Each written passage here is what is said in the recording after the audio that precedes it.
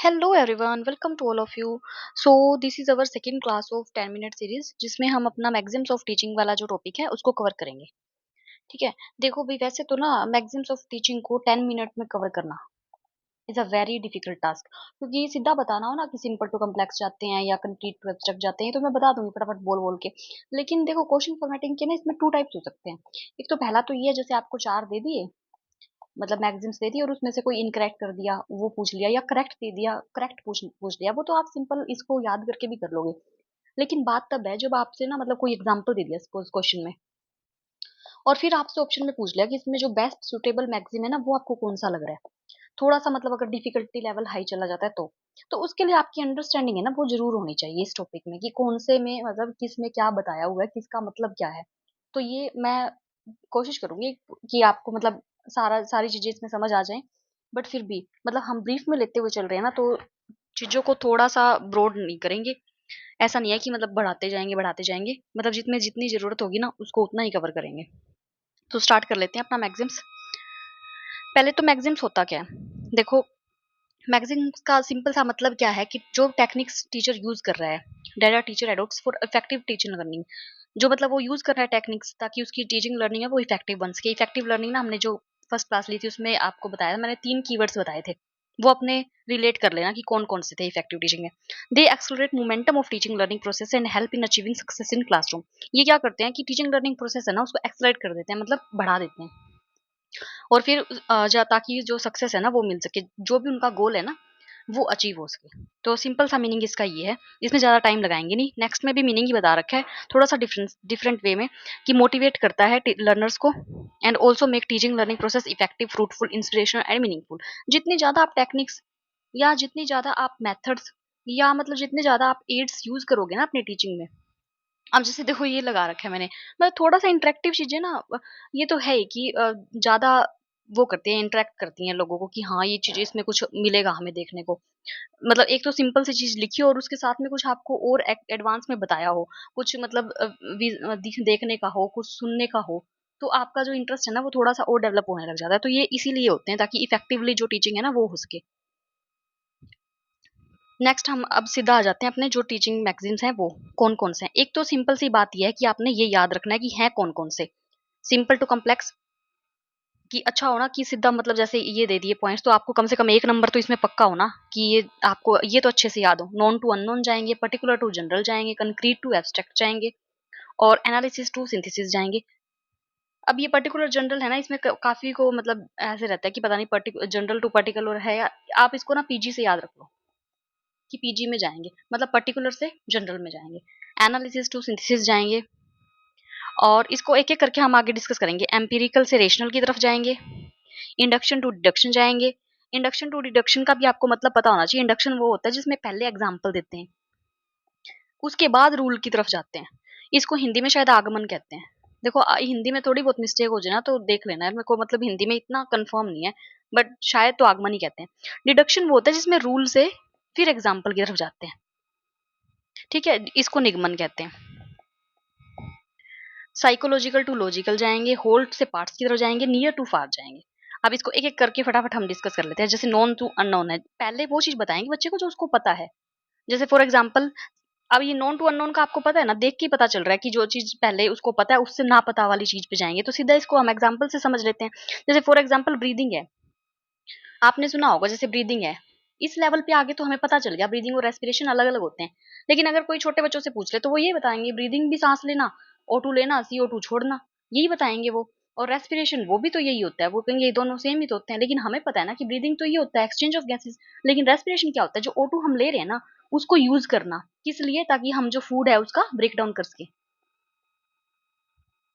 तो इस लेवल पे आके मतलब आप पहले उसको ब्रीदिंग सिखाओगे, सीधा ऐसे नहीं है आपने रेस्पिरेटरी सिस्टम बताना शुरू कर दिया, लंग्स होती हैं, ब्रोंक्यूल्स होते हैं, उसके आगे ये चीजें होती हैं, रिब्स होते हैं, ये ऐसा कुछ नहीं बताना आपने।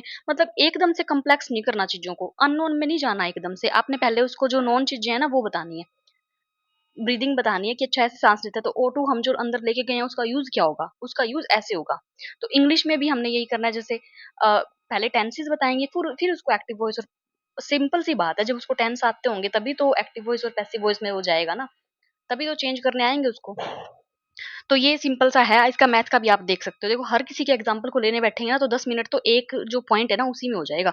मतलब जैसे एसपी और सीपी वाले हैं, इसका जो उसे पता है, जैसे आप सीधा उसको एग्जांपल देके कहोगे, मान लो तुमने कोई चीज है ना 10 रुपए की ली और वो तुमने अपने दोस्त को 20 में बेच दी, तो तुम्हें कितना प्रॉफिट हुआ, फिर आप उसको फार्मूला बताओगे। ऐसे नहीं सीधा ही रटवाने बैठ के, प्रॉफिट का फार्मूला ये होता है जितना तुम्हें प्रॉफिट हुआ है बाय में सीपी इंटू 100। पहले चीजों को आप ना रिलेट करोगे, जो चीजें उसको पता है वो बताओगे, उसके बाद अननोन की तरफ जाओगे। तो ये पहला पॉइंट अपना कवर हो गया। फिर है सिंपल टू कम्प्लेक्स जाएंगे, मतलब जो छोटी छोटी चीजें, आसान सी चीजें हैं वो बताएंगे पहले उसको, फिर उस कम्प्लेक्स चीजों पे जाएंगे। जैसे फॉर एग्जांपल साइंस में ले लेते हैं, जैसे पानी का हमें पता है कि तीनों फॉर्म में होता है, सॉलिड, लिक्विड और गैस में। हमें उसे बताएंगे कि सॉलिड फॉर्म कौन सी है पानी की, वो बच्चा आसानी से बता सकता है कि जो वो बर्फ में रहता है पानी, लिक्विड जो नॉर्मल है, और गैस कौन सी है जो वेपर है। फिर उसको हम बताएंगे कि जो वाटर का बिहेवियर ये होता है कि वो तीनों स्टेट में एग्जिस्ट कर सकता है। या सीधा उसको ये बता देंगे कि वाटर का बिहेवियर लिखो भाई, ये 3 स्टेट में एग्जिस्ट कर सकता है। वो सोचेंगे, अपना दिमाग लगाएंगे कम्प्लेक्स चीज में। इससे बढ़िया पहले उसको सिंपल में लेके जाओ। ऐसे ही मैथ्स का और इंग्लिश का है। ये ना पीडीएफ आपको मिल जाएगी, आप इसमें से पढ़ लेना ज्यादा अपनी अंडरस्टैंडिंग के लिए। हम सिर्फ एक साइंस का, क्योंकि नॉर्मल सा होता है साइंस का, सब समझ सकते हैं, इसलिए साइंस को उठाएंगे। उसके बाद है पर्टिकुलर टू जनरल की तरफ जाएंगे। जैसे जब टीचर पढ़ाना शुरू करता है तो उसको कुछ पर्टिकुलर केसेस देने होते हैं। जैसे उसने ना ये बता दिया कि 1 का स्क्वायर करेंगे तो 1 आएगा, 3 का स्क्वायर करेंगे तो 9 आएगा, 5 का स्क्वायर करेंगे तो 25 आएगा, 7 का करेंगे तो 49 आएगा। अब उसने पर्टिकुलर ये एग्जांपल दिए हैं, ठीक है।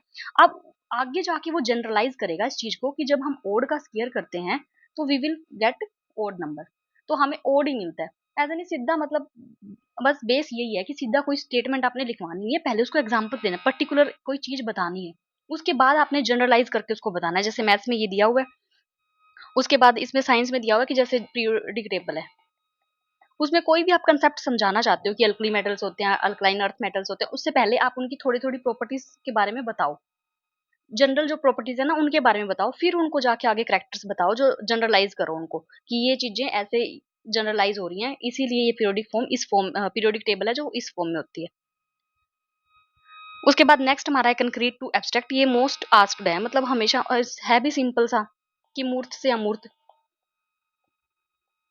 मूर्त मतलब जो हम हमें चीजें दिख रही है, अमूर्त मतलब जो हमें चीजें नहीं दिख रही है। फॉर एग्जांपल जैसे देखो मैग्नेट है, मैग्नेटिज्म है, जब हम साइंस में पढ़ते हैं तो हम ऐसे कहते हैं कि मैग्नेट जो एक दूसरे को वो अट्रैक्ट करते हैं, लाइक पोल्स रिपेल करते हैं और अपोजिट पोल्स हैं वो अट्रैक्ट करते हैं। तो हम पहले उसे ना दिखाएंगे जो वो चीजें देख सकता है। जैसे मैग्नेट लेके, क्योंकि इजीली अवेलेबल होता है, उसको हम दिखाएंगे कि देखो इसका, इसकी प्रॉपर्टी क्या है, क्या मतलब शो कर रहा है ये कि ये अट्रैक्ट कर रखे हैं और जो दूसरे पोल हैं वो रिपेल कर रहे हैं।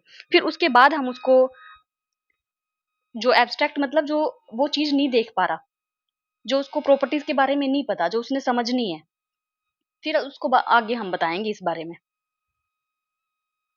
जैसे मैथमेटिक्स में देखो, जैसे ये सिलेंडर की फॉर्म दी हुई है, अब उसने ना वॉल्यूम या एरिया ये सारी चीजें समझाने हैं, तो पहले वो चीज दिखाएगा सिलेंडर की फॉर्म में, वो चीज उसे दिखाएंगे कि ये सिलेंडर है, इसका ये एरिया निकालेंगे तो हम ये पार्ट लेंगे। मतलब हमने ऐसी चीज दिखानी है जिसको वो ना देख सके, ऐसे नहीं इमेजिनेशन बना दी उसकी, तुम ये याद कर लो ये ऐसे चीज होगी, नहीं।